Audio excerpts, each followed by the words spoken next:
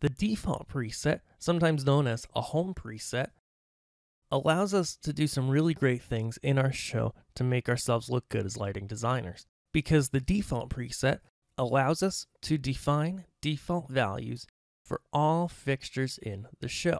So when there's nothing happening, when you've got no cues for a particular fixture and nothing's in the programmer for it, this is where it's going to return to. Let me give you an example.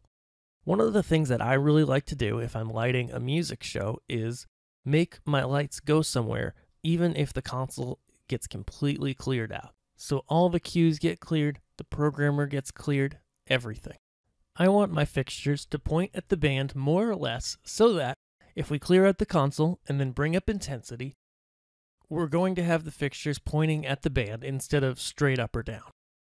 Let me go ahead, select these quantum profiles, and I'm just going to go ahead, grab my pan tilt, and in this case, we're just going to tilt them forward a little so that they're washing the band, so that even if I clear out everything in the console, this is where I want the fixtures to return.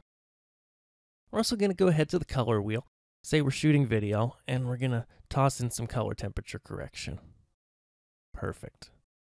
So now, this is where we want the fixtures to go if we clear out everything in our console. We're then going to go ahead, pop open that Launch Views window by going to the Workspaces tab and clicking Launch Views. Go to Programmer and Default. This is also the same window, actually, as the highlight presets that we just went over. You can select Default Highlighter Park here at the bottom. And then we're going to press Record, press Defaults, and press Merge Current Data. Perfect. Now we'll clear twice to clear out our programmer, and we can see as we've cleared everything out, there's nothing in the programmer, there's no cues playing, except for this Quantum Profiles submaster to give it intensity. But we can now see when we bring up that intensity, the fixtures are exactly where we set them to in the default preset. You can also edit the default preset if you want to be able to bring up the home preset, move some fixtures around, and store it again. So we can go ahead, for example, go to our default preset.